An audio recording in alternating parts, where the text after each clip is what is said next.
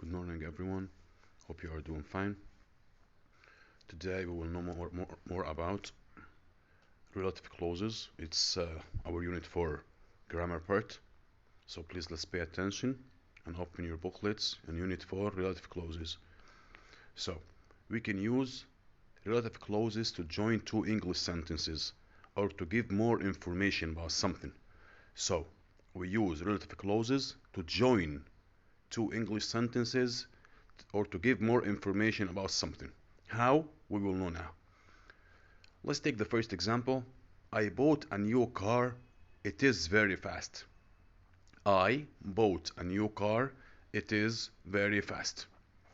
I bought a new car that is very fast. I bought a new car that is very fast. We joined the two sentences using that. She lives in New York. She likes living in New York. She lives in New York. She likes living in New York. Here we are talking about the same girl, she, and the same place, which is New York. She lives in New York, which she likes. Okay, let's go to understand it better. Defining and non-defining. A defining relative clause tells which noun we are talking about. So, the defining relative clause tells which noun we are talking about. Because if we have a noun in the sentence which is not defined, which we do not know anything about it, a defining relative clause helps us to do that, to define it, to know what are we talking about exactly about this noun. Let's have an example. I like the woman who lives next door. I like the woman who lives next door. If I don't say who lives next door, then we do not know which woman I mean. Let's say we took only the first part of the sentence. I like the woman. And then what? What woman? Who are she? We will know nothing. So we added the next part.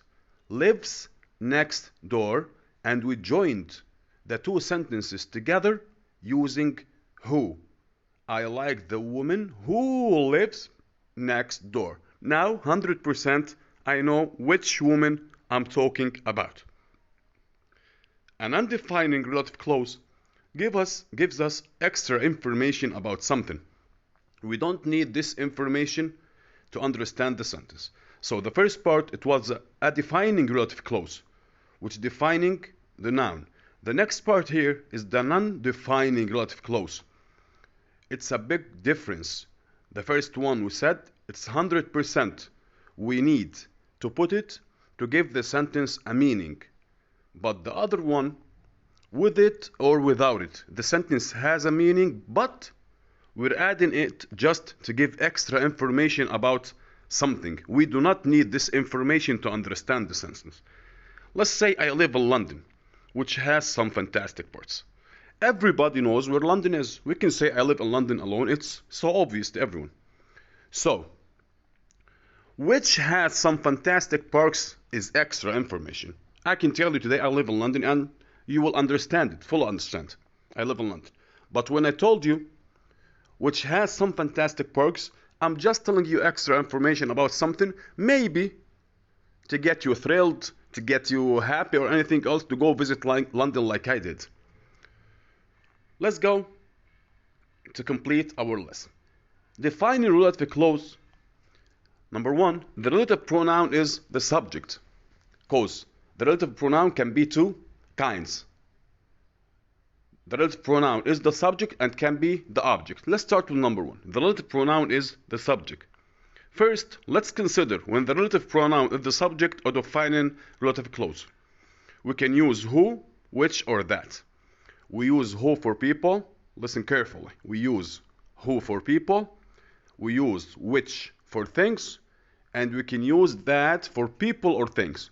Again, we use who for people and which for things. We can use that for both of people and things. The relative clause can come after the subject or the object of the sentence. We cannot drop the relative pronoun. So the relative clause may come after the subject or the object. Let's have some examples.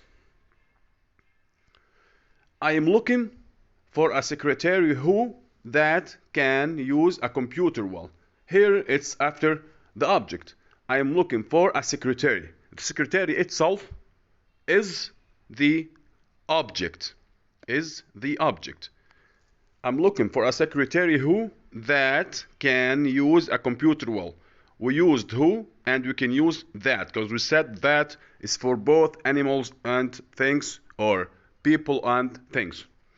She has a son who that is a doctor. She has a son who is a doctor, or she has a son that is a doctor.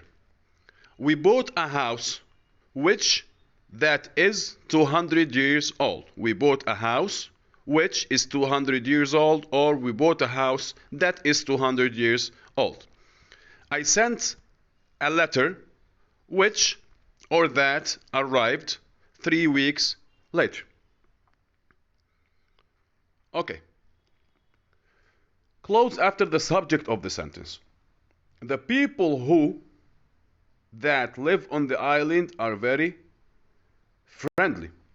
Let's say if we said just the people. What? Nothing more. We will know nothing. So we had to join the other sentence. The people who live on the island are very friendly. To know whom I'm talking about. What kind of people? The man who that phoned is my brother.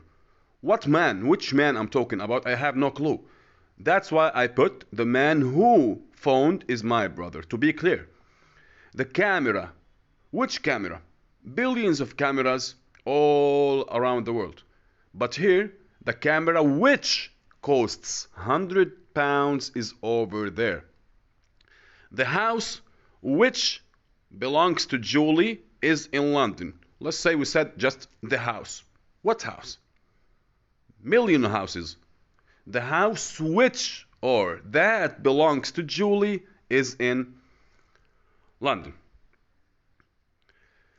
So, the relative pronoun is the object. Let's talk about when the relative pronoun is the object of the clause. In this case, we can drop the relative pronoun if we want to. Again, the clause can come after the subject or the object of the sentence.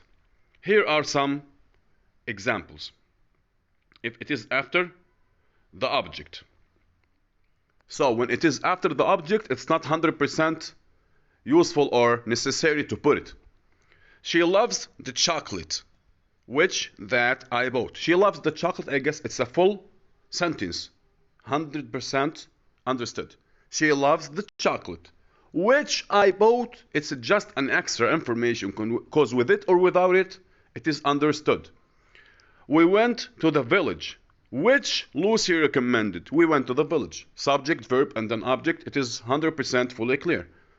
When we added which or that, Lucy recommended just to give people extra information about the place we went to. John met a woman. Normal. John met a woman, a full sentence.